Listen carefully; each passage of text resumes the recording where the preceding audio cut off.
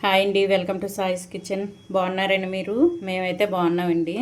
ఇప్పుడైతే మీకోసం నేను ఒక రెసిపీని అయితే చూపిస్తానండి. కరివేపాకు రైస్ అయితే చూపిస్తున్నాను. కూరగాయలు ఏం లేనప్పుడు ఈ విధంగా అయితే చేసేసుకోండి. సూపర్గా ఉంటుందండి. టేస్ట్ అయితే కూర అవసరమే ఉండదండి, అంత బాగుంటుంది కరివేపాకు రైస్ అయితే. కరివేపాకు అన్నం అయితే ఇప్పుడు చేసి చూపిస్తున్నాను. దీనికోసం అయితే నేను ఒక కప్పు వరకు కరివేపాకుని అయితే తీసేసుకున్నానండి. చూడండి, కొద్దిగా ఈ కప్పు వరకు తీసేసుకొని స్టవ్ ఆన్ చేసేసుకొని ఒక ప్యాన్ పెట్టేసుకున్నానండి. పెట్టేసుకొని ఆయిల్ వేయకుండా ముందైతే పల్లీలను వేయించుకోవాలి. 1 టేబుల్ స్పూన్ వరకు పల్లీలు తీసుకున్నాను. ఇందులోని కొద్దిగా శనగపప్పు అండి, 1 టేబుల్ స్పూన్ వరకు శనగపప్పు, కొద్దిగా మిరియాలు, 1/2 టేబుల్ స్పూన్ వరకు మిరియాలను వేసేసుకొని ఇందులోని ఎండుమిర్చి ఒక 4 అండి, చిన్న సైజు తీసుకున్నాను. 4 అయితే వేసుకొని ఇవి మంచిగా వేయించుకోవాలి. ఫ్లేమ్ మీడియంలో ఉంచేసుకొని ఇవి మంచిగా వేయించుకోవాలండి. వీటిలో ఉన్న పచ్చివాసన పోయేంత వరకు ఇవైతే వేయించుకోవాలి. ఈ విధంగా కలుపుకుంటూ ఉండాలండి, లేకపోతే ఒకవైపు వేగి ఒకవైపు వేగకుండా ఉంటాయి, మాడిపోతాయి కూడండి కలుపుకుంటుంటే. ఈ విధంగా కలుపుకుంటూ వేయించుకోవాలి. ఇవి కొద్దిగా మనకు వేగిన తర్వాత కరివేపాకును అయితే వేసేసుకుందామండి. ఇవి ఆయిల్ వేయకుండా ముందుగా వేయించుకొని పౌడర్ చేసేసుకోవాలండి. మెత్తగా పేస్ట్ లాగా చేసేసుకోవాలి, మిక్సీ పట్టుకోవాలి. ఇప్పుడు ఇవైతే పూర్తిగా వేగేంత వరకు ఈ విధంగా కలిపి చూపిస్తానండి. చూడండి, ఈ విధంగా వేగేటప్పుడైతే మనం కరివేపాకును వేసేసుకోవాలి. మంచిగా క్లీన్ చేసి పెట్టేసుకున్నానండి, కడిగి ఆరేసుకొని పెట్టేసుకున్నాను. ఈ కరివేపాకును వేసుకొని ఇవి కూడా మంచిగా క్రిస్పీగా అయ్యేంత వరకు వేయించుకోవాలండి. ఈ మొత్తం కూడా వేయించుకుందాం. ఈ విధంగా ఇవి కరకరలాడేటట్టు వేగాలండి, అంత దీన్ని ఆ విధంగా వేయించుకోవాలి. వీటిని కరివేపాకునైతే ఇవన్నీ కూడా మంచిగా వేయించుకుందాం. ఈ కరివేపాకులో కూడా పచ్చివాసన పోయేంత వరకు ఈ విధంగా వేయించుకోండి. మీరు మామూలుగా నార్మల్గా కరివేపాకు వేసుకొని గ్రైండ్ చేసుకొని వేసుకున్నా పర్వాలేదండి, కానీ పచ్చి స్మెల్ వస్తుందండి. ఈ విధంగా చేసుకుంటే బాగుంటుంది, పచ్చివాసన ఉండదు, తినేటప్పుడు కూడా బాగుంటుందండి. మనకి ఈ విధంగా వేయించి పౌడర్ చేసుకుంటే తినేటప్పుడు కూడా బాగుంటుందండి. ఇదైతే పూర్తిగా వేయించి చూపిస్తానండి. చూడండి, ఈ విధంగా అయితే వేయించుకోవాలండి, క్రిస్పీగా రావాలి. చూసారా, పట్టుకునేటప్పుడు ఈ విధంగా ఉండాలండి. ఈ విధంగా వచ్చేంత వరకు వేయించుకోవాలి. ఇప్పుడు ఇవైతే స్టవ్ ఆఫ్ చేసేసుకొని ఒక ప్లేట్లో వేసేసుకున్నామండి. ఇవన్నీ కూడా ఈ విధంగా వేసేసుకొని ఇది పూర్తిగా చల్లారించుకోవాలండి. ఇది పూర్తిగా చల్లారిన తర్వాత కొద్దిగా వాటర్ వేసి మిక్సీ పట్టుకుందాం. చూడండి, కరివేపాకు అయితే మనకు చల్లగా అయిపోయిందండి. మనం వేయించుకున్న పప్పులు కరివేపాకు చల్లగా అయిపోయింది. ఇప్పుడు ఒక మిక్సీ జార్ తీసేసుకొని గ్రైండ్ చేసేసుకోవాలండి. ఈ విధంగా వేసేసుకొని వాటర్ వేయకుండా ముందైతే గ్రైండ్ చేసేసుకోవాలి. ఇందులోనే కొద్దిగా కొత్తిమీర అండి, ఈ విధంగా చిన్నగా కట్ చేసుకొని వేసుకుందాం. కాడలతో పాటుగా వేసేసుకోవాలండి. వేసేసుకొని ఇప్పుడు వాటర్ వేయకుండా గ్రైండ్ చేసి చూపిస్తానండి. తర్వాత కొద్దిగా వాటర్ వేసి గ్రైండ్ చేసేసుకోవాలి గట్టిగా. చూడండి, ఈ విధంగా వాటర్ వేయకుండా గ్రైండ్ చేసేసుకోవాలండి. ఇప్పుడు కొద్దిగా వాటర్ వేసేసుకుందాం. మరి పలచగా కాకుండా కొద్దిగా గట్టిగా గ్రైండ్ చేసేసుకోవాలండి. కొద్దిగా వాటర్ వేసుకొని ఇదైతే గట్టిగా గ్రైండ్ చేసేసుకోవాలి. వాటర్ వేయకుండా ముందు మనం గ్రైండ్ చేసుకోవడం వల్ల ఈ పప్పులన్నీ మంచిగా నలుగుతాయండి. అందుకోసమని ముందు వాటర్ వేయకుండా వేసేసుకోనండి గ్రైండ్ చేసేసుకున్నాను. ఇప్పుడు కొద్దిగా వాటర్ వేసి ఇదైతే మెత్తగా గ్రైండ్ చేసేసుకుందాం. చూడండి, ఈ విధంగా అయితే గ్రైండ్ చేసేసుకోవాలి. చూడండి, ఈ విధంగా మెత్తగా ఈ విధంగా చేసేసుకొని ఇది పక్కన పెట్టేసుకుందాం. పక్కన పెట్టేసుకొని స్టవ్ ఆన్ చేసేసుకుందాం అండి.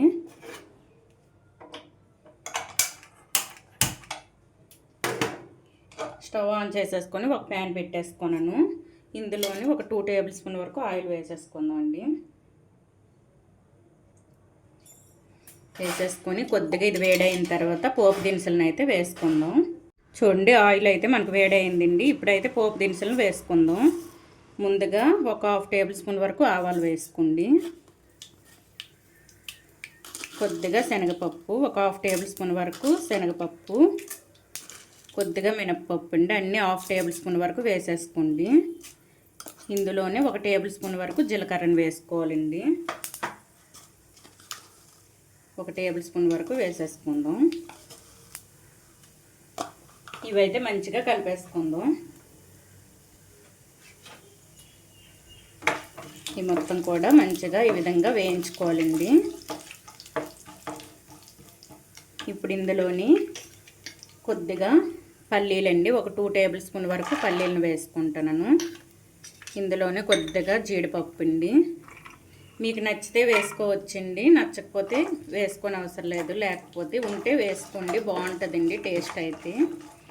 ఈ విధంగా ఇవి కూడా వేసుకొని ఇందులో కొద్దిగా అల్లం తురుము కొద్దిగా తీసుకున్నానండి. ఇందులోని ఒక 3 పచ్చిమిర్చిని అయితే ఈ విధంగా సన్నగా కట్ చేసుకొని వేసుకుంటాను. ఇందులోని ఎండుమిర్చి ఒక 2 అండి, చిన్న చిన్న ముక్కలుగా కట్ చేసుకుందాం. ఈ విధంగా అన్నీ కూడా వేసేసుకొని ఫ్లేమ్ మీడియంలో ఉంచేసుకొని ఇవన్నీ కూడా వేయించుకోవాలండి. కొద్దిగా కరివేపాకు, ఇవన్నీ కూడా ఫ్లేమ్ మీడియంలోనే ఉంచుకొని వేయించుకోవాలండి, లేకపోతే పోపు దినుసులు మొత్తం మాడిపోతాయి హైలో పెట్టేసుకున్నారంటే.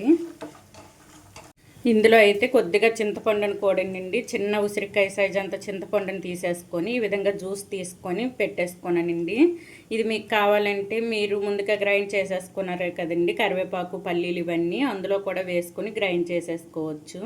నేనైతే ఈ విధంగా తీసి పక్కన పెట్టేసుకున్నాను. ఇది కూడా వేసుకోవాలండి స్కిప్ చేయకుండా.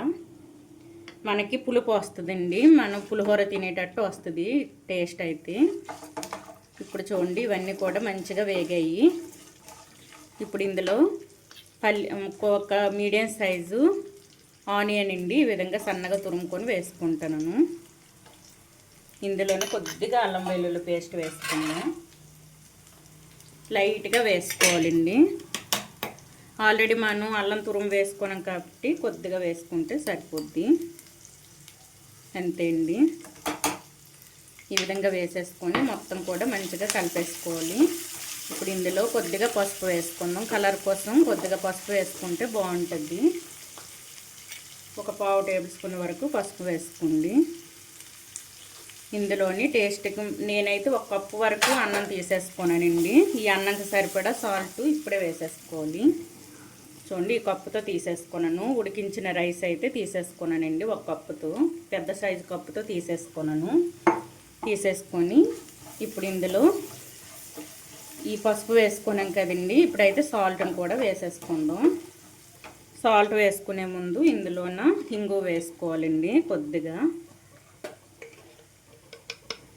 అండి. చూడండి ఇవి వేసేసుకొని మంచిగా కలిపేసుకోవాలి. టేస్ట్ సూపర్గా ఉంటుందండి, మనం కూర కూడా అవసరం లేదు, అంత బాగుంటుంది. మొత్తం కూడా కలిపేసుకుందాం. ఇప్పుడు ఇందులో సాల్ట్ అండి, అన్నానికి సరిపడా సాల్ట్ ఇప్పుడే వేసేసుకుందాం. వేసేసుకుని ముందుగా మనం గ్రైండ్ చేసి పెట్టుకున్న కరివేపాకు పేస్ట్ని వేసేసుకుందాం ఇందులో.